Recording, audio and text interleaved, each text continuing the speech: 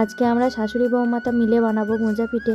শীতের সময় আর পিঠে না বানালে হয়? আর আসল মজা তো শীতের সময়ই পিঠের, তাই না?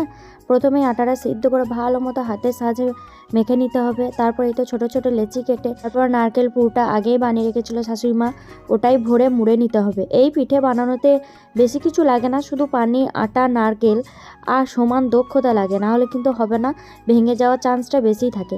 তারপর ভিডিওতে যেরকমভাবে দেখানো হয়েছে ওরকমভাবে মুড়ে নিলাম। এই তো সবগুলো আমাদের বানানো কমপ্লিট।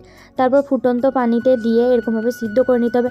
যতক্ষণ না পিঠেটা ভেসে উঠছে ততক্ষণ সিদ্ধ করতে হবে।